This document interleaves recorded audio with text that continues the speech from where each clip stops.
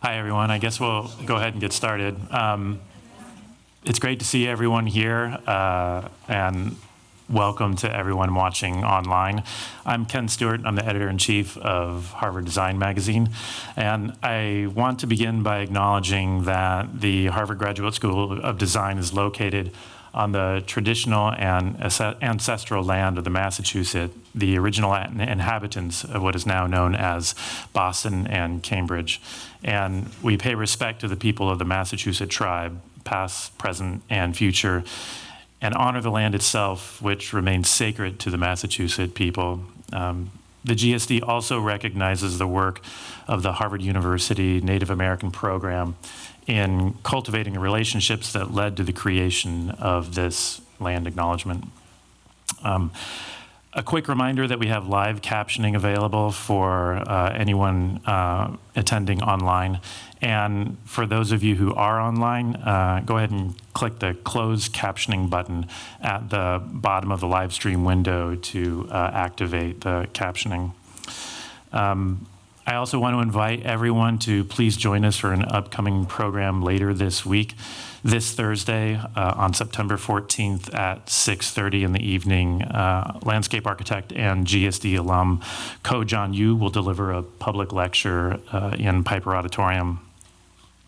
Okay, and now for today's event. I am very excited to be here together with Sean Canty, Zeina Koreitem, who's joining us online, and John May to formally introduce Harvard Design Magazine 51, Multihyphenate, and to celebrate the opening of the related exhibition, Multihyphenation, installed just outside where we're sitting now in the Druker Design Gallery.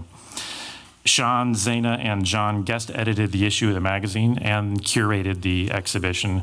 And both the magazine and the exhibition are obviously getting at the same topic, but from two different formats and slightly different perspectives. One printed, more permanent, and archival. And on the other hand, an exhibition which is by definition more experiential and ephemeral. Sean, Zeina, and John will get much deeper into all of this shortly. But before they do, I thought I'd start by offering the beginning of a definition of the multi-hyphenate that comes out of the editor's note for the issue, where they describe the multi-hyphenate as a compound term that points to alternate landscapes of creative production, collab culture, brandex brand projects, and multiple or even opaque styles of attribution and ownership. For multi-hyphenate practices, the body of the work supersedes the desire for a singular creative identity. As Virgil Abloh, the consummate multi-hyphenate, remarked once in an interview, "It's explicitly the fact that I split my time among many things that gives me the point of view to know that what I'm doing is relevant."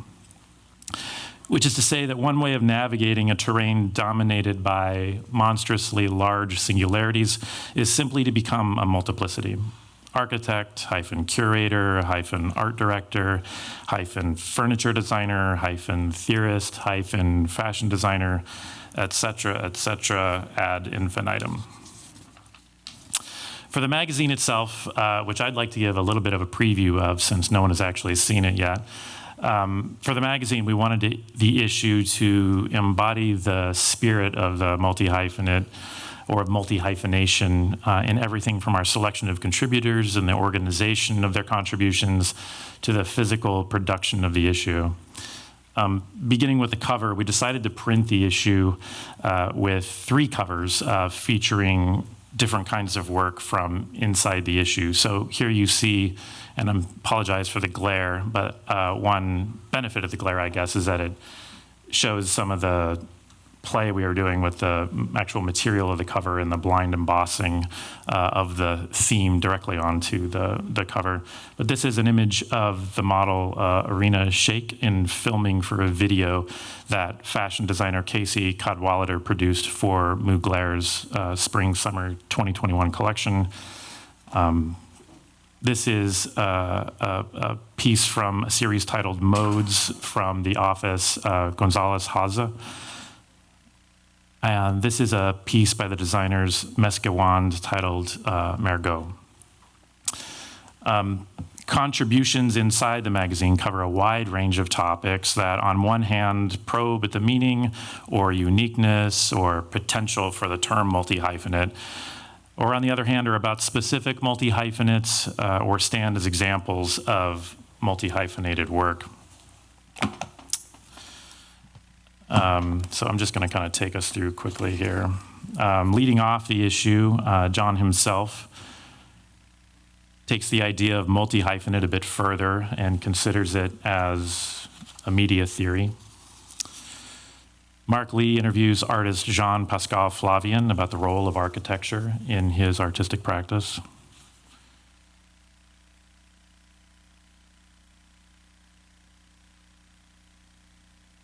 Andrew Witt considers the role of AI in architecture and its consequence for the future of architectural education and practice. Malkeet Shoshan shares about several projects by her office, FAST, as I'm sure many of you know, which operates at the intersection of design, activism, and history.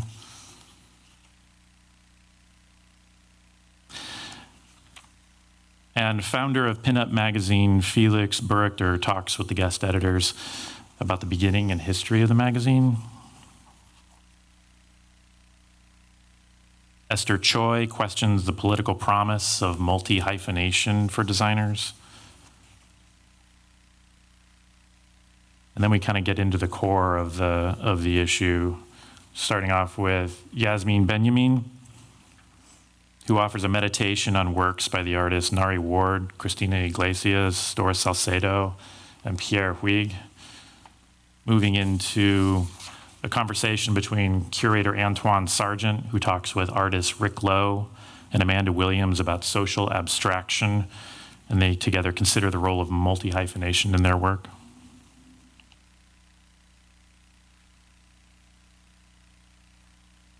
Alfredo Tierman writes about research he's undertaken on the peatlands of the Tierra del Fuego and the Selknam people and the destruction that modern anthropology has visited upon them over the past 100 years.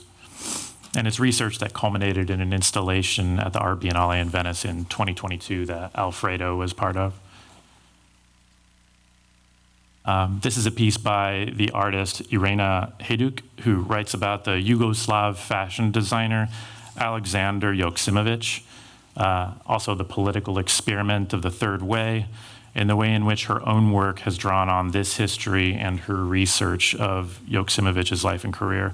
And these images are actually the first time that many of them have been, these drawings, the first time many of them have been published. They were supplied to us by the Museum of Applied Arts in Belgrade. And this issue also includes a reproduction of a piece that Irena produced for Documenta 14 in 2017.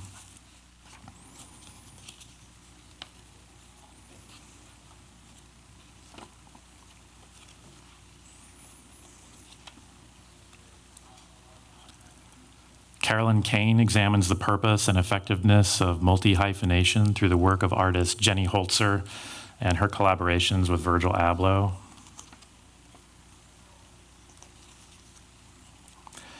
Artist and design collective Metahaven discuss large language models, the meanings they produce, and the pitfalls of personifying them.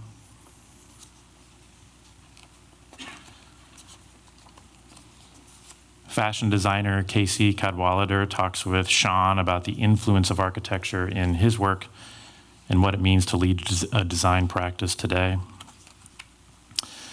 And artist Farah Al-Qasimi talks with Zeina about the socialization of images and the kinds of aesthetic culture that come from a blending of global consumerism.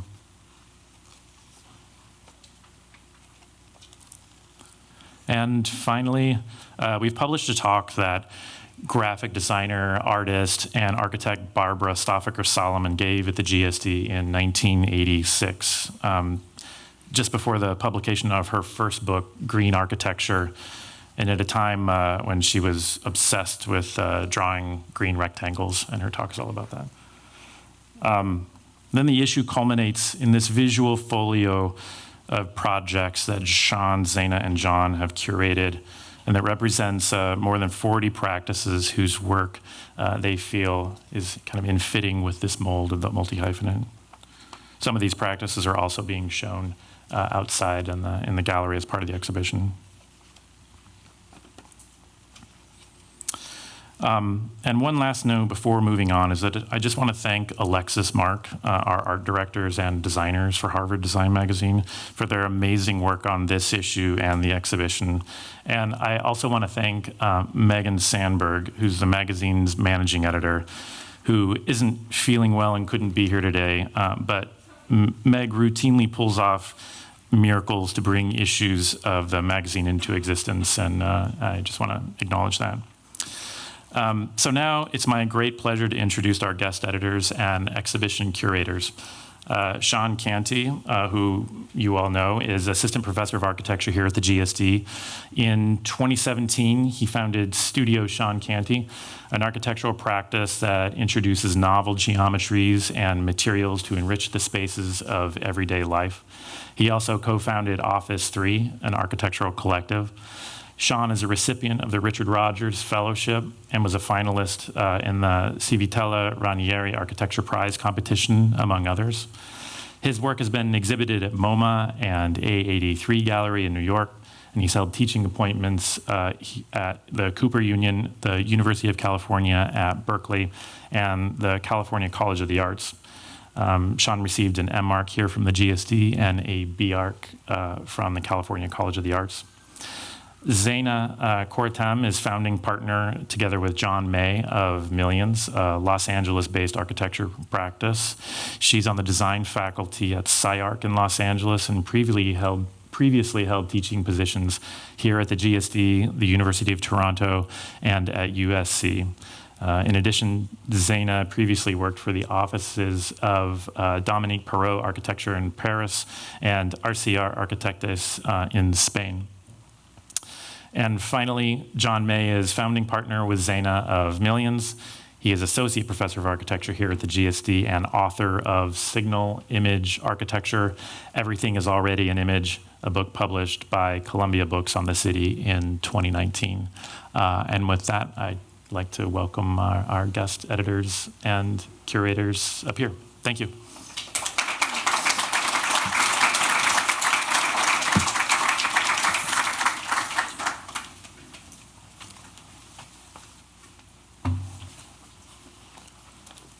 Okay, I'm going to talk first and maybe make some sort of framing remarks, and then I'll turn it over to Zeina going, or are you going after me? We'll just kind of okay. I don't know who comes after me. A couple, thanks first of all to, we owe a huge debt of thanks to, this is a almost 3-year project, I think, when I think back on it. So, of course, Ken and his whole team at HDM and Meg Sandberg and everyone, Lisa and everyone who helped on that. But also, we want to also thank Dan Borelli and his whole exhibition team, because this is actually the first time that a launch of HDM has coincided with an exhibition that is somehow related to that, and we want to talk about that as well, because as Ken pointed out, and I'll come back to this, they're two very different sort of media formats in a way, a magazine and an exhibition. A few sort of meta remarks for a moment. One is we want to be very clear that our interest in this topic was not about sort of endorsing or advocating wholeheartedly multi-hyphenation. And it can come off that way if you see the banner on the front of the building and you see the front of the magazine, that this might seem like an entire sort of advertising campaign for becoming a multi-hyphenate. That's not the case at all, and we want to be clear that this was very much an exploratory sort of mission for us. We noticed this phenomena in culture in good ways and in bad ways, in sincere ways and in very cynical ways, in terms of sometimes merely a branding campaign, for example. And yet it is pervasive, and it's becoming more pervasive in our culture, and so we wanted to really dedicate some time to looking at it very carefully and closely. The second thing we want to say is we also are not endorsing this as some kind of novelty. As I tried to, and I'm actually the remarks I'm going to make today really are a summary of the essay that I wrote that leads off the magazine. So everything I'm saying here is sort of detailed more in that essay. But we wanted immediately from the beginning to question, is this actually new in some way? And I think the more we looked at it, no, it's not new. In fact, it may be as old as aesthetic culture itself. It may be as old as the impulse to produce aesthetic life, that there were individuals and subcultures of individuals who wanted to produce things across mixed media and in different domains at the same time. And so those two, I hope you can hold those in your mind as we go through the day. We are actively questioning this as a condition that we're all living in.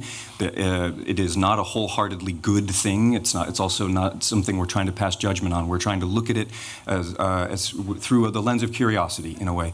And then on the other hand, although it's not new, we do want to say that there are the conditions under which it exists today. Can we point to some conditions that seem to be new in a way?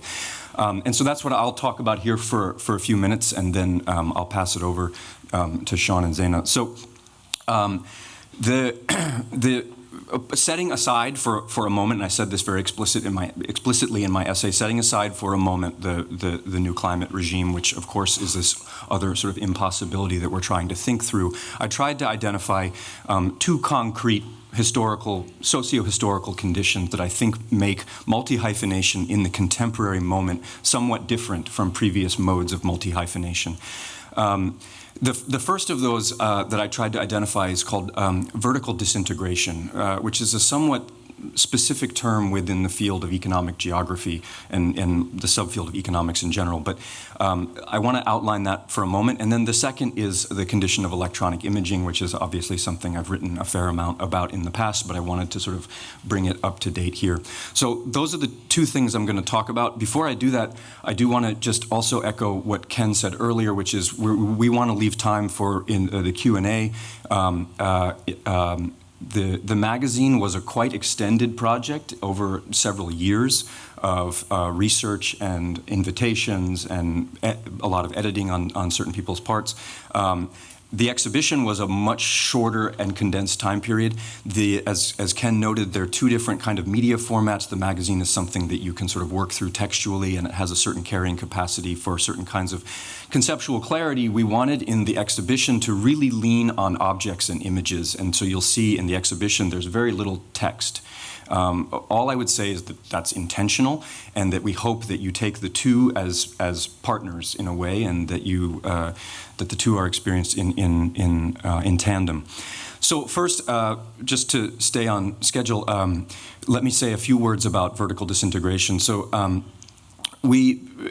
theorists of neoliberalism, in particular, you can look at the work of someone like David Harvey, but many other theorists who worked in the wake of his sort of canonical book on the condition of postmodernity, have looked at the way in which, beginning in the late 1960s, early 1970s, we began to see a trend. We begin to see a sharp trend in American and North American corporate culture towards what's called vertical disintegration.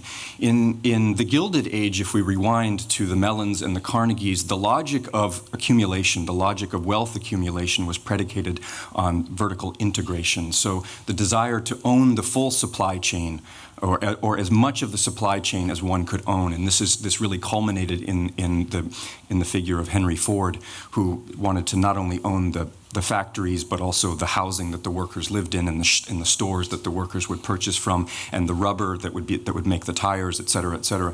So for much of that early period, that phase, that pre-war phase of capitalist accumulation, you saw the dominance of a general logic of vertical integration among corporate culture in North America.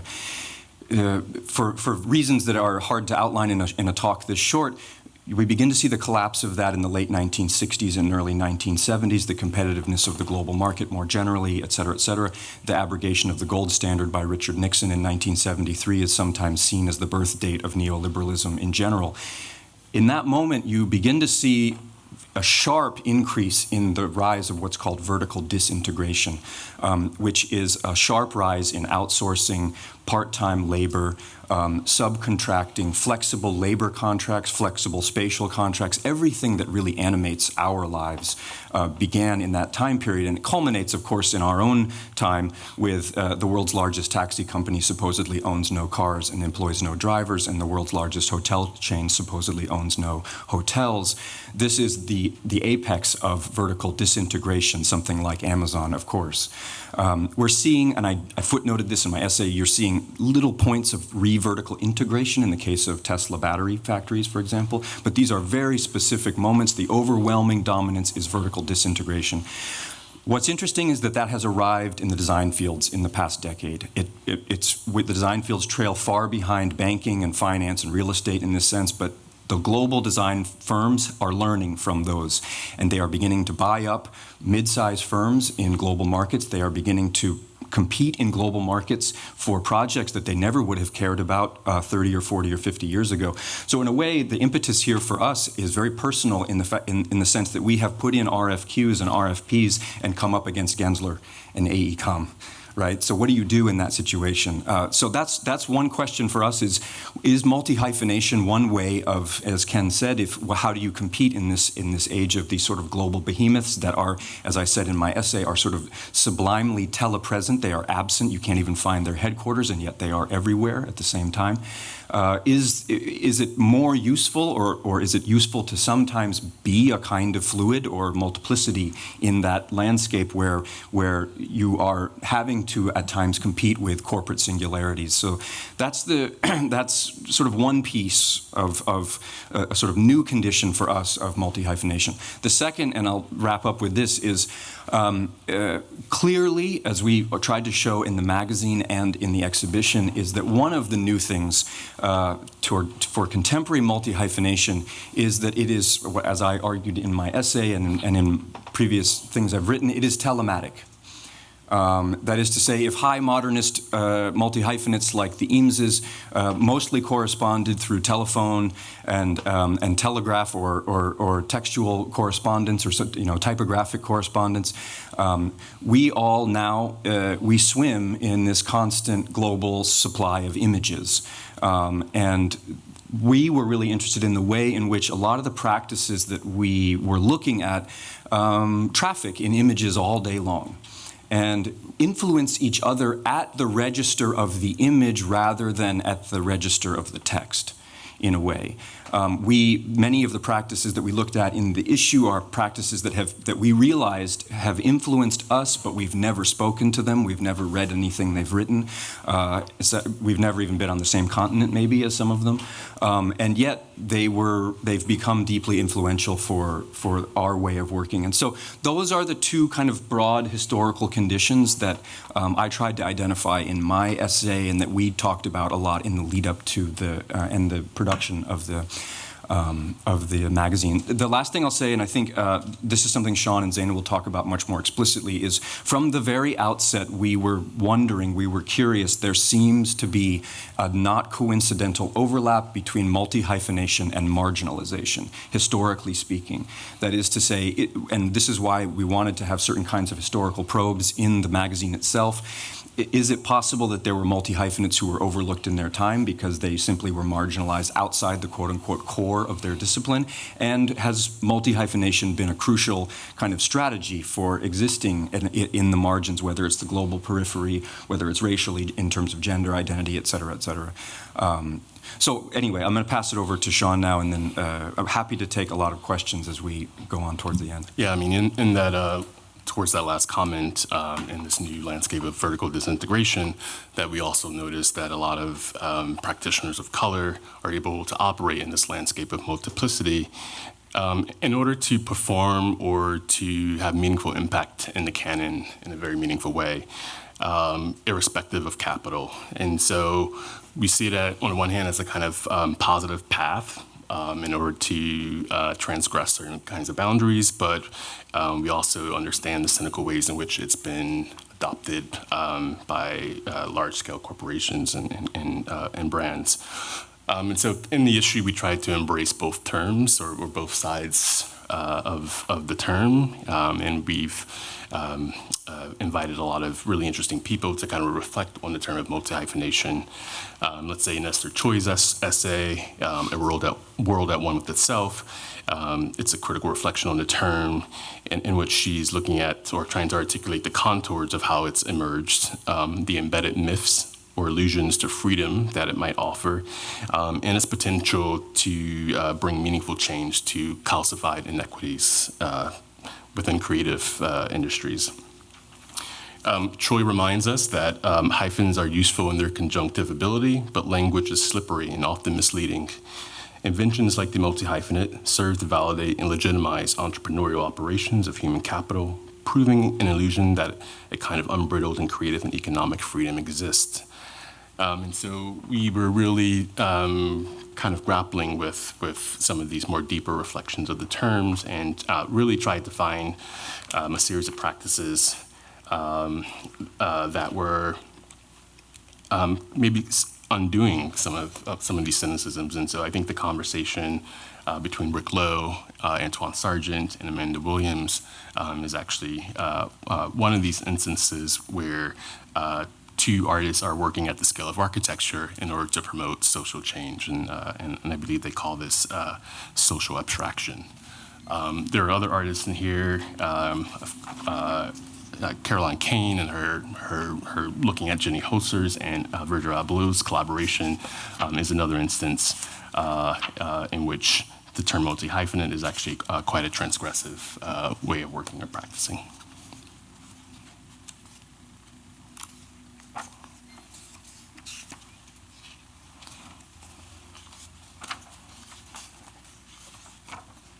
Just maybe while Sean's getting to that, I should say also, in addition to it being exploratory, one other important point to maybe hold in your mind is that we were less interested in identifying whether an individual or practice is or is not a multi-hyphenate, and rather understanding how that is a state of mind that can be entered into at specific times, which is why in the exhibition you see a lot of work by people who are trained as architects or adjacent to architecture, but the work itself is either proto-architectural or is adjacent to architecture or sits alongside it. The way in which that state of mind can be sort of activated at times in one's practice as a way of then returning towards maybe the quote-unquote core.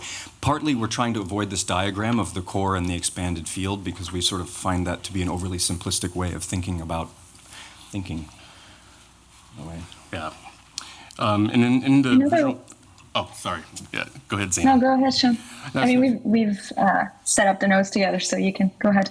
Well, in the visual folio, multi-hyphenation, and I suppose the subsequent exhibition outside, really tries to look at the ways in which there is a kind of exchange of knowledge and value, in which the ways in which certain artists are operating or adopting means and methods of architects, and certain means and methods of architects adopting ways of practicing like artists. And so I think that was something that was kind of really important for us to kind of highlight these adjacent practices, but also in this new socialized media landscape, how certain means, methods, processes are also exchanged.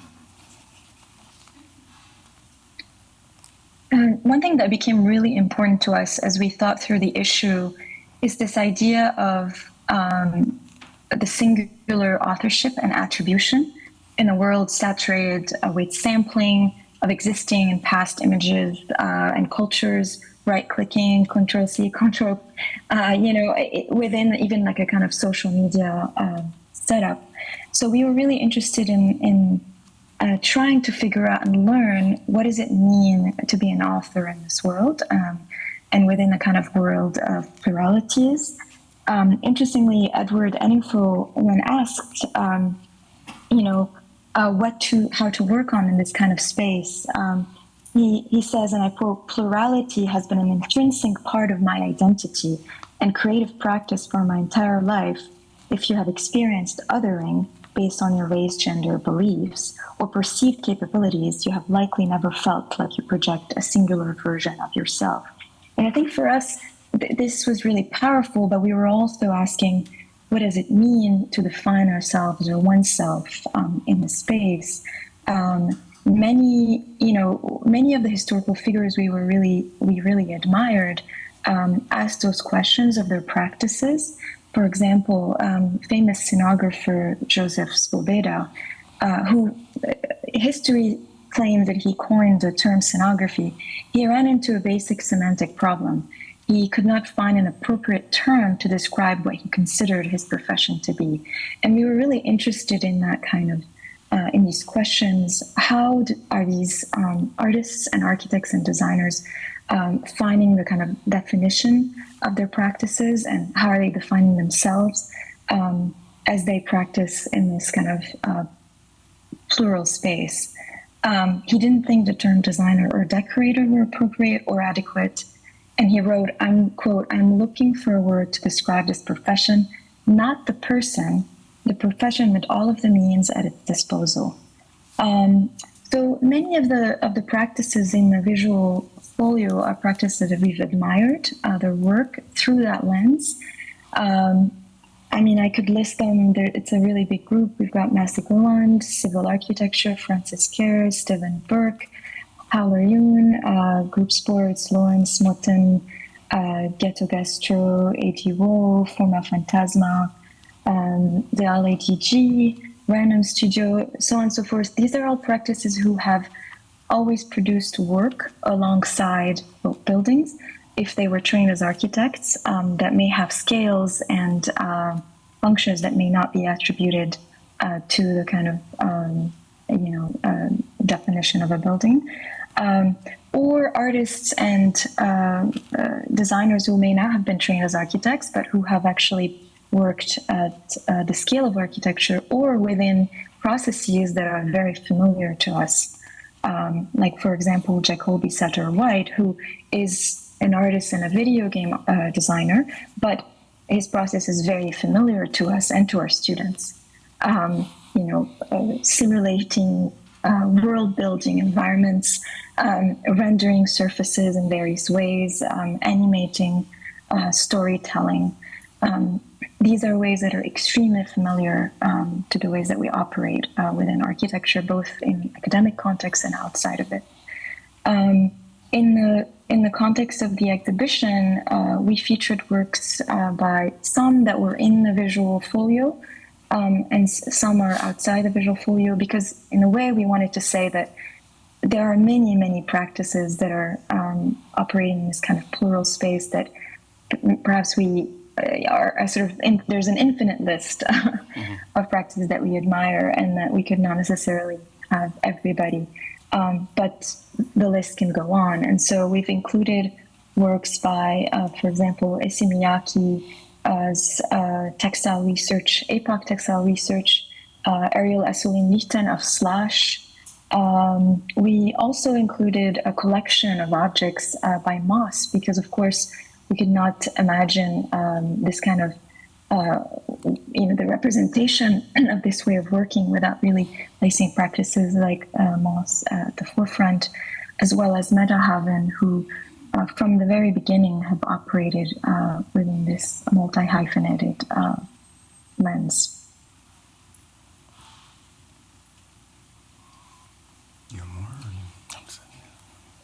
So we can, I think we can open it up to questions at this point, if people want, or criticisms or conversation. The exhibition is quite purposefully, I wouldn't say sparse, I would say minimal, in that you'll see, for those of you who've already been at the GSD for many years, you know this, or if you're new, there's different kinds of exhibitions in Druker Gallery. Some are meant to be very didactic and informative, and they're quite full of information, and there's a lot to read on the walls, and those are good exhibitions as well. We wanted ours to be the kind of inverse of that, where the objects are allowed to communicate to the viewer maybe a bit more contemplatively, and just to re-emphasize,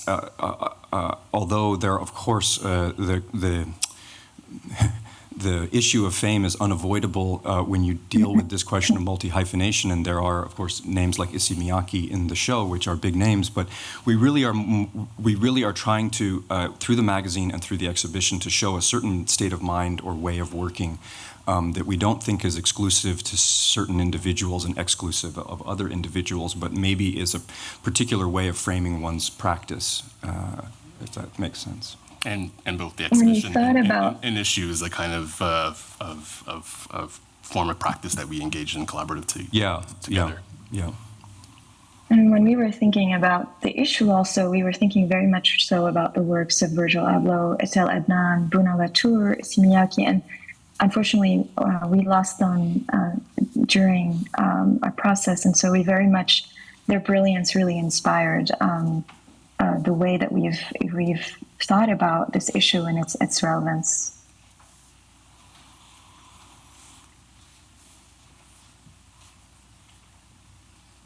But yeah, we can open it up if there's questions or comments.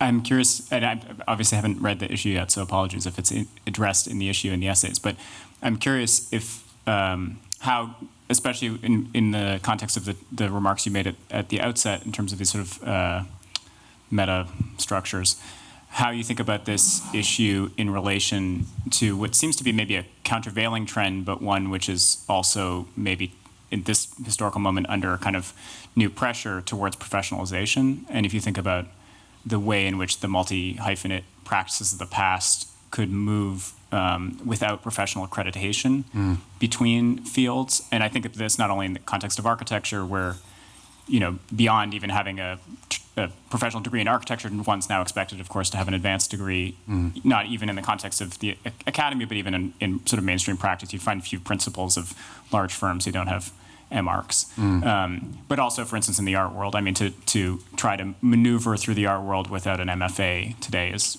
almost impossible, because that's where the sort of networks of power are formed. So I wonder about that sort of countervailing trend, and with it also maybe I don't know as much about, or only speculate, but I imagine that the sort of economic value associated with the things which are produced by the multi-hyphenate, and this is more obviously reflecting on the side of the architect, have less, those other things have less economic value than they maybe once would have, because they're not attached to a kind of, with a stamp of accreditation. So does the art object produced by the architect have not only the same sort of intellectual capital, having not been filtered through the sort of MFA world, but also the economic value that then comes with presentation in galleries, et cetera.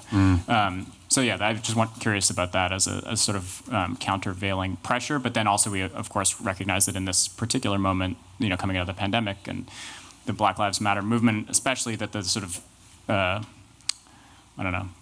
filtering devices of the elite institutions are under new pressure. So you know, that also suggests maybe some other thing that is emerging, and this maybe is anticipatory of. Yeah, and I appreciate the question, because it brings up a point that I should have made at the outset more clearly, which is it's not immediately obvious in the exhibition or in the magazine, but maybe it comes through in a few of the essays, mine, Esther Choi's, and Andrew Witt's especially. This topic is deeply immersed in the contemporary politics of labor in the design fields, which is, I know, and you all know from social media and from various other things, is at the forefront right now. The question of precarity, of the precariat, and that question was on the table at the outset of the issue, and that's prior to ChatGPT, and that's why we wanted Andrew's contribution to really address the question of AI and digital design going forward. But there's a very real and very palpable question around the politics of labor. Of course, Zeina has been at SCI-Arc for several years, and as you all are aware, that's an institution that had to grapple full on in a very public way with the politics of labor very recently. So Yes, this question of professionalization, but also its inverse of dilettantism. These are these sort of poles, these sort of two poles that have different kinds of gatekeeping and different kinds of sort of entry points into creative production, cultural production in general, intellectual production. I don't think there's no single, or I know you're not asking for this, there's no single or decisive answer through any of the work in the magazine or the exhibition. All I would say is that it's absolutely a question at the center of this. If multi-hyphenation is not new, is it taking on a new role in the contemporary moment, given the speed at which things like strategies of corporate vertical disintegration and the irony of vertical disintegration is that forms of corporate consolidation that were unthinkable in the Gilded Age. It's ironic that by disintegrating oneself, you actually consolidate market dominance, even more so than the Carnegies and the Mellons, right, and the Gettys. And so those are this way of thinking, this way of working, this way of shaping one's practice, that's very much at the forefront of our minds in this issue. And we know that it's also something that's a very open question for anyone who's in school right now, looking forward. How do I, in the coming years, we said in our editorial statement, if you wish for your practice to do more than simply reactively reproduce existing culture, that is, if you wish for your practice to somehow, at some subtle, minor way, however, to stimulate difference within culture, then you have to learn to anticipate these kinds of macroeconomic changes, not just to look at them and react to them, but to anticipate where they're headed. And I think that's partly what we're trying to look at through this topic is, are there strategies and ways of working, ways of thinking that actually could begin to get out ahead of what we see coming in the very near future, right? It's not about future casting, it's about just extrapolating current realities into the immediate future. But questions of professionalization, accrediting, all of that, I think they're under intense pressure right now, and maybe that system is starting to crack in certain ways. I mean, we were trying to actually understand a difference between what historically was called total design or total architecture, in which the architect, was authorized to just design everything from, say, I don't know, the cup to the city, and so this is something that we were also still trying to grapple with. How is it different? How is the multi-hyphenation different from total architecture? It's happening under very different conditions, as John is describing, and perhaps total architecture meant that professionalization, or the kind of profession of capital A architecture was much more stable, and perhaps it's not anymore.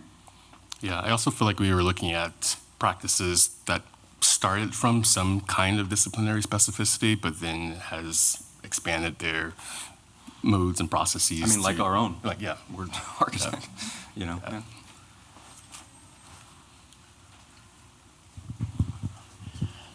Yeah. Hi. I guess a question I have would be, in your research, which again I haven't seen the issue yet, is what the question, how scalable, or is there a particular scale or scales where you see the multi-hyphenate approach particularly tuned to work at? And maybe both of the scale, you can interpret scale multiple ways, but maybe just to start off, like the scale of project or problem. And then we'll start with that, maybe. That's a good question. It seems almost infinitely scalable in a way. I mean, it was interesting in our interview with Felix, who, started pinup two decades ago or something, right? He pointed out, and he pointed out how the media landscape has changed around his work. When he began pinup, the idea of the BTS, the behind the scenes, was novel. And he wanted to position his magazine as showing you what's behind the scenes. He said very much up front, he was trained as an architect, but he knew as school went on that he didn't want to practice architecture, but he wanted to do something around the field. And he stated he's always thought of the architect as the consummate multi-hyphenate. And there is a way in which the role of the architect as a synthesizer, as someone who is not a generalist or a dilettante, but is able to synthesize a whole series of subdisciplines in the marshaling of a project, has always been at the core of the field in a way, right? We didn't look at, it seems that Harvard Design Magazine at this point is being passed from one department to another successively. So we didn't look really at landscapes or cities in our work, and that's because the previous issues had really focused on the scale of the city and the scale of the landscape, and so we felt maybe it was time to turn back to the scale of object production. And you'll see in the folio, there may be a scale of production that is sub-mass produced. I mean, one thing we didn't really bring up is mass customization and the ability to produce things in small numbers, small batches that is only the result of CNC manufacturing since the 1970s, right? So what you see in vertical disintegration is the emphasis on economies of scope rather than economies of scale. Of course, we still want economies of scale. You want to sell a lot of something, but you increasingly also want to sell lots of different kinds of things along the same production line, right? And digital things seem to be quite endemic to that. So in a way, the scale is global. As I said, the transmission of images is instant. We knew Alexis Mark's work before we had ever met them. We've never met Metahaven in person, but we feel like we're friends with them at this point because we've talked to them so much over the past few years. So I think it's quite scalable in a way, yeah.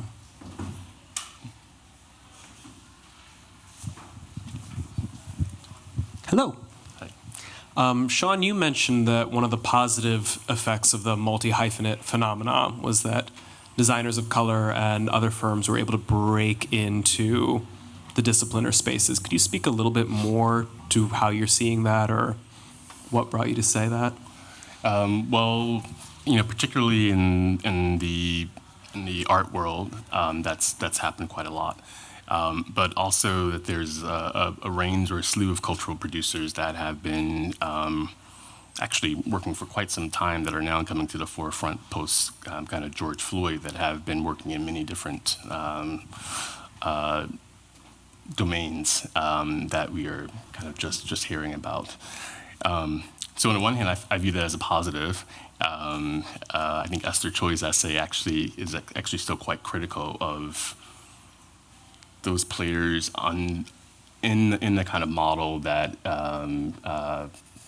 still expresses singularity or a kind of singular genius figure. And the singular genius narrative is still important, even though the process is quite collaborative. And we actually learned that in our conversation with Felix Borchter from Pinup, that the media loves to promote a singular person rather than all of the people that are behind the scenes. Miss the genius persists. Yeah.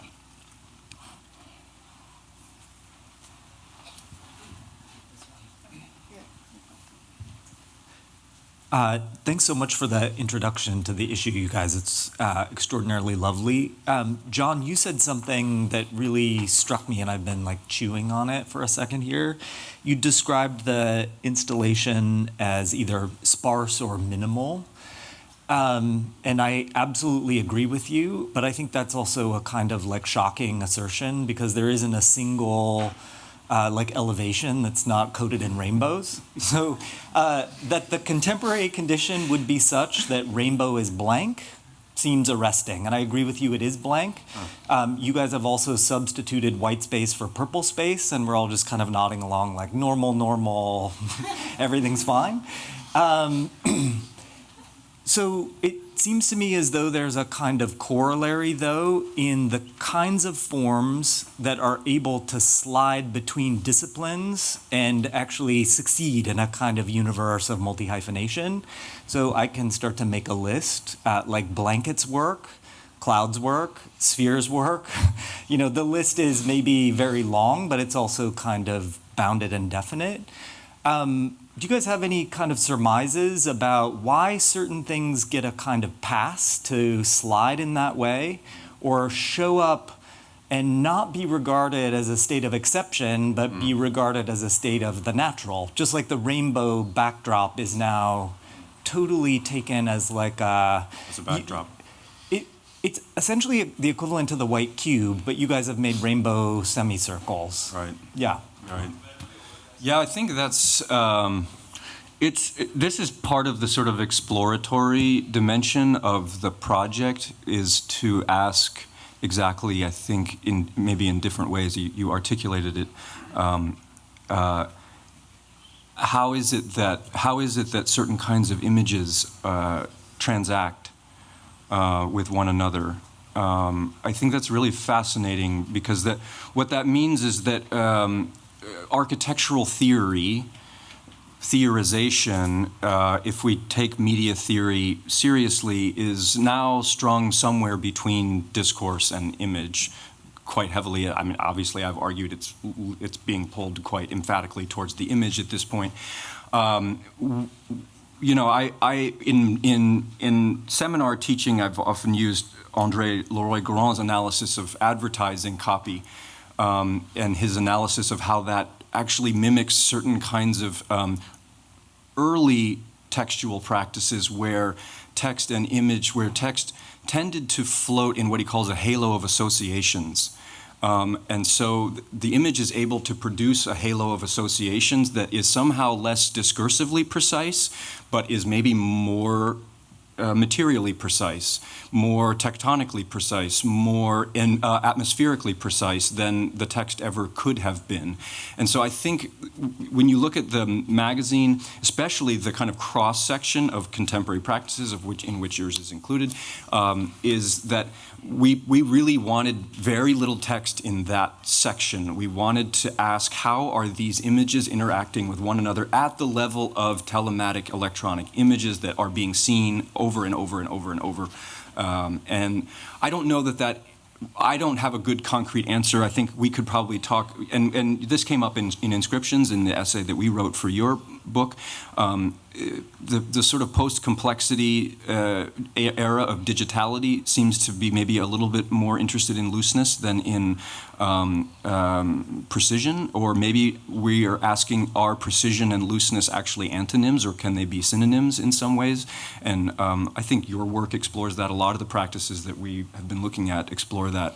The sort of aesthetics of, the term we used was looseness. Oftentimes requires a high degree of digital control for fabrication. Sorry, Zeina. The other thing that we were asking, in a way, and wondering, is that we've noticed that the multi-hyphenate creatives' primary concern is to compose their images. It seems, though, in such a way that they are produced for dissemination. And so we've realized, well, architects seem to be spending more time curating and staging their images and images of their work, maybe in a way that was not as prominent even 20 years ago. So the folio became about also showcasing precisely images of work that have been staged in very particular ways. And in the exhibition itself, what you're calling the Remu, and you're right, it's in a way a maximalist exhibition. The objects may be sparse, but the images are abundant, the reflections are abundant. In fact, we've been kind of maniacally, I'm not there in person yet, but documenting reflections of the objects that were lent to us through the curvature and their projections, and it felt like a new way to stage the work itself. So to us, I think that this sort of experimental approach to staging the work was important, because it reflects to some extent this sort of increasing anxiety around socializing our images. For better or worse, some of us have embraced social media with prowess, and then some of us are also extremely perhaps resistant. But the reality is we have to disseminate them, or images of our work, in certain ways, and we have to stage them as a result. So we are learning, also in a way, we're learning from set designers and image makers, and how they blur the line between the kind of sets and production environments of their images and maybe the front of house, which is the way that the images are outputted. So the exhibition really became about very subtly layering all of these elements and using reflections and opticality also as a way to some extent collapse the projection, the material culture of the objects, and the kind of what you're calling the rainbow, the films and the curvature of the films. Yeah, and I think as a backdrop. And I think our collaboration together and our, your obsessions with material effects and my obsession with geometry, that overlay or that collapse was allowed this to. We're in a rainbow phase, and he's in a tangent phase. Yeah, that's the album right now.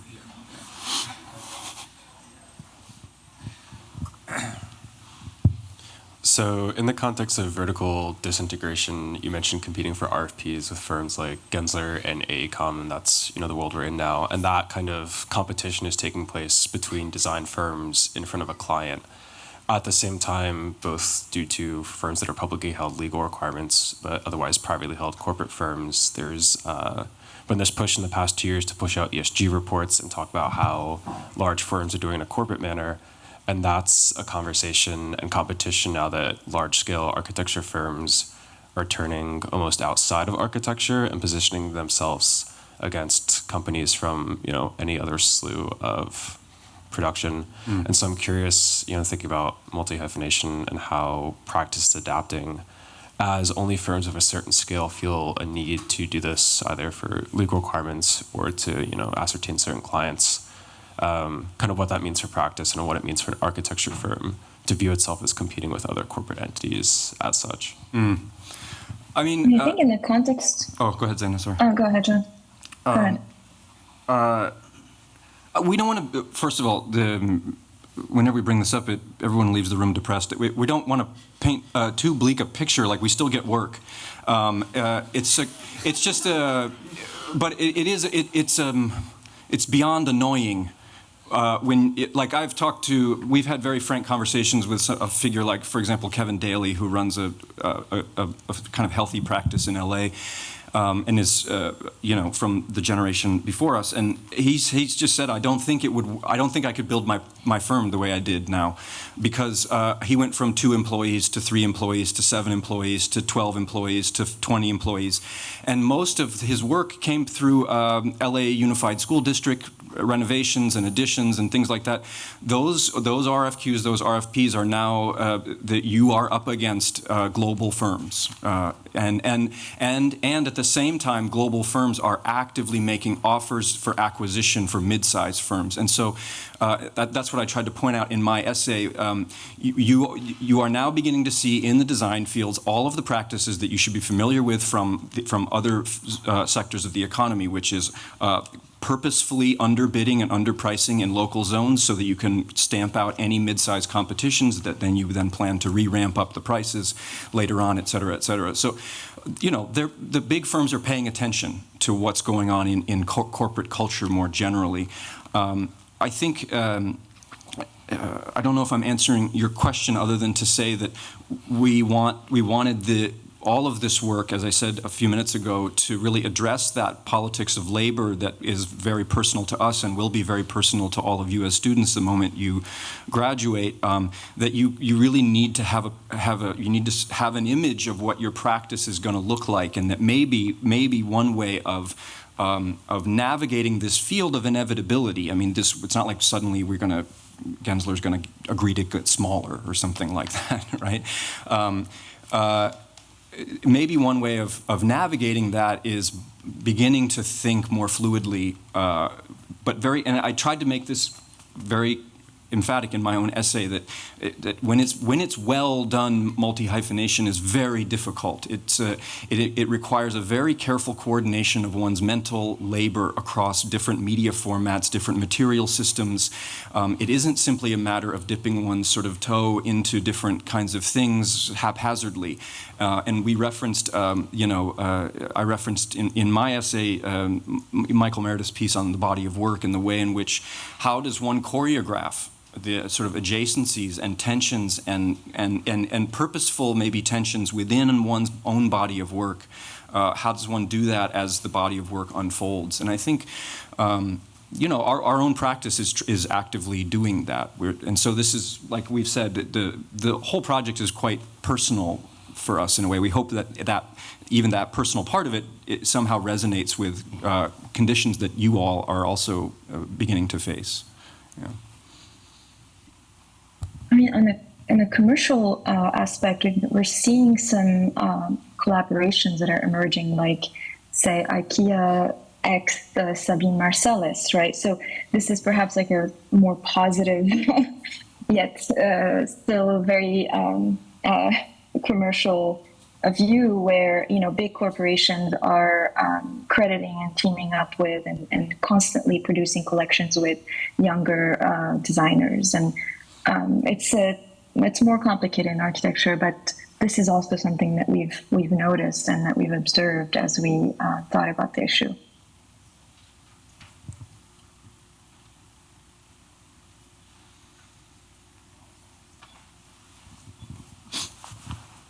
All right. I botched my question the first time, so I'm going to ask for a do-over while other people think of other questions they want to ask. Maybe a better way of asking what I was asking before is, what would keep Gensler from being classified as actually the ultimate multi-hyphenate, or better yet, AECOM, right? Because they probably claim that is exactly what they are. So, I think one of the questions here is the assumption or distribution of risk. Strategies of vertical disintegration are precise and purposeful redistributions of risk outwards and downwards. So Lyft and Uber do not need to pay any maintenance fees on any of the vehicles. They don't need to pay for healthcare because none of those people are employees. They're all subcontractors. Vertical disintegration was a response to, it was kind of a rational, you could say it was unethical, but it's rational response to a global condition in which post-war certain kinds of national economies were becoming more competitive. The U.S. enjoyed this sort of 20-year period post-war where it had no competition in a way. So my own response to your question would be that my sense of the mindset of the largest global firms is that they package themselves as doing everything, as offering total services. But I would look very carefully at the contractual risks of those total services, because likely most of it is being subcontracted. So AECOM will offer insurance it'll offer construction insurance, for example, but it's not offering construction insurance. It's authorizing a subcontractor for that. I think the practices that we're looking at here have chosen to assume risk.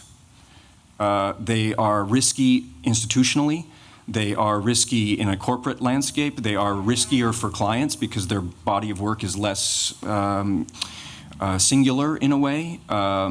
And so that's kind of what we admire about a lot of the practices we're looking at, is that there's a conscious assumption that we're going to do something riskier here.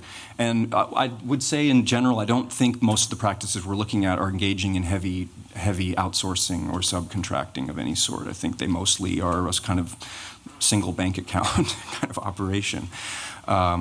So I don't know if in that sense, the scalability would never reach. So maybe that's a way of differentiating what we're calling multi-hyphenation as a kind of state of mind and process from a heavily disintegrated corporate entity that offers multi-services, for example. Carolyn Kane, media historian, talks about Jenny Holster's involvement in a collective called the Offices of Fund. And what's interesting is that they've tried, we're talking here late 70s, they've tried to produce a collaboration, what they call, quote, an office, that turned to unorthodox modes of creating and exhibiting art, but actually they've tried to claim or think about it as having actual or offering actual services. They even had business cards that read, quote, practical aesthetic services adaptable to client situation, to any client situation. They rented an office, they had lengthy meetings with lawyers and investors and engaged in public media events, promoting professionalism through a subtle but biting mirror of critique. I thought it was a really wonderful passage in Caroline Kane's piece because it's a rare example when perhaps artists try to put on the hat of the corporation, perhaps even try to compete.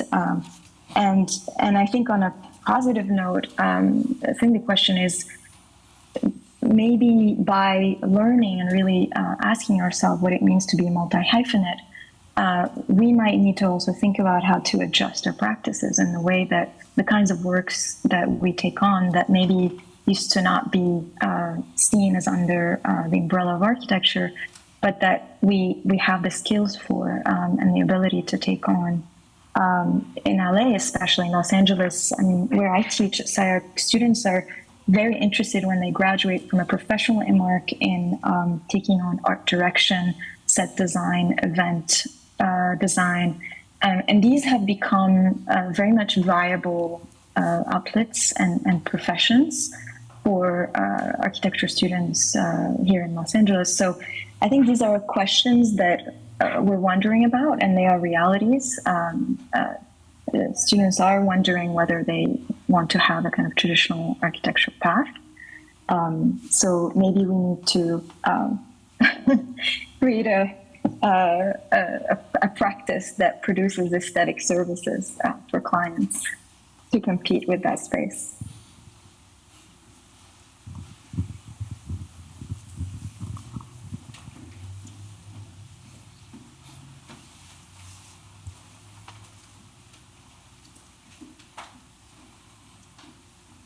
Final questions, anyone? You. Just want to note for anyone who would like to have a copy of the magazine, purchases through the Harvard Design Magazine website that you can like actually purchase an issue there. Those actually aren't shipping until October. We were able to get a few boxes of advanced copies for this event here today, and then there's a Beer and Dogs on Friday where they'll be available too. So just wanted to note that. But you guys, thank you. John, Sean, Zeina. Wonderful exhibition issue. Thanks. Thank you, Ken, Sage.